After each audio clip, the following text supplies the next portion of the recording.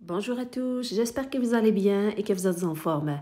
Voici une tarte à l'oignon avec des merguez, facile à réaliser, avec une pâte croustillante, une farce délicieuse, ça vaut la peine de l'essayer.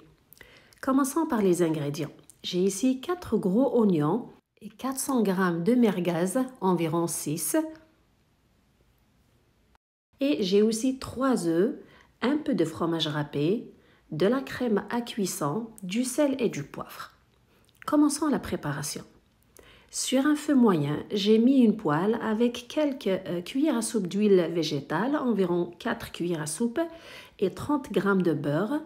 Je fais fondre le beurre. Une fois que c'est fait, les oignons, je les ai coupés en lamelles, les voici. Je les verse à l'intérieur et je les fais revenir environ 10 minutes. C'est très important que le feu soit moyen pour qu'ils ne brunissent pas. Je mets un peu de poivre et du sel. Le but, c'est de faire revenir les oignons, de les ramollir et qu'ils soient tendres. Donc, c'est important de les mélanger de temps en temps.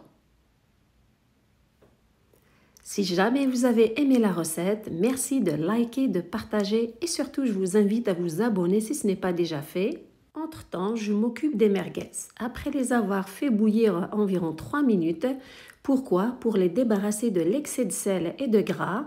Je les ai laissés refroidir. C'est important pour que ça soit facile de les couper quand vous voyez sur l'image. Donc, une fois refroidis, c'est facile de les couper. Vous pouvez bien sûr les émietter, donc enlever la chair des merguez et prendre juste la viande. Moi, j'ai préféré les couper en rondelles, c'est plus beau. Une fois que j'ai fini de couper quelques-uns, j'ai laissé 2 ou 3 que je vais couper de la manière que vous voyez sur l'image pour une petite décoration de la quiche. Je continue toujours de mélanger les oignons. C'est bien de leur donner une toute petite couleur, qu'ils brunissent un tout petit peu légèrement pour un meilleur goût.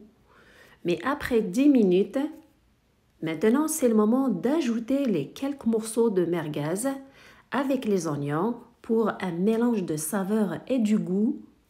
Et je les fais revenir ensemble environ 5 minutes.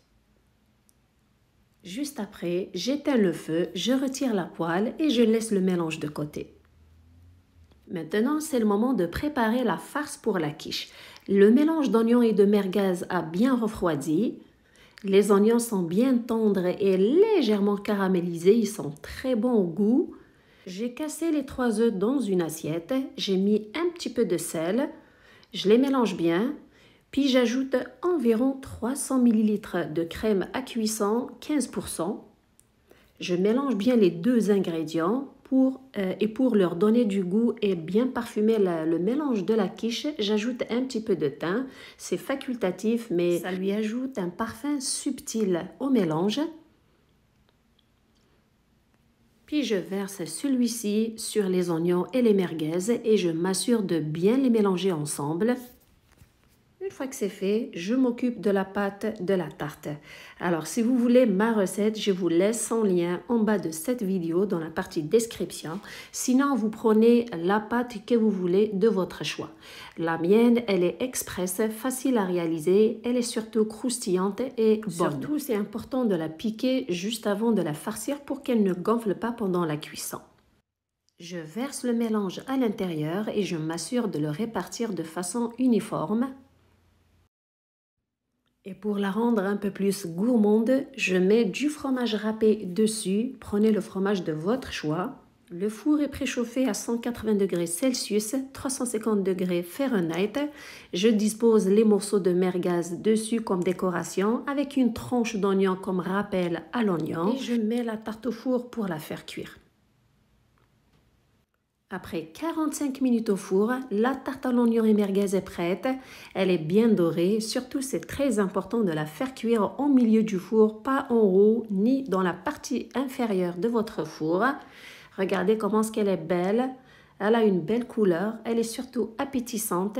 Son goût est unique grâce au mélange des merguez avec les oignons légèrement caramélisés, avec le parfum subtil du thym.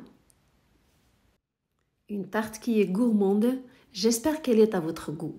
Merci de me suivre, prenez soin de vous et à la prochaine!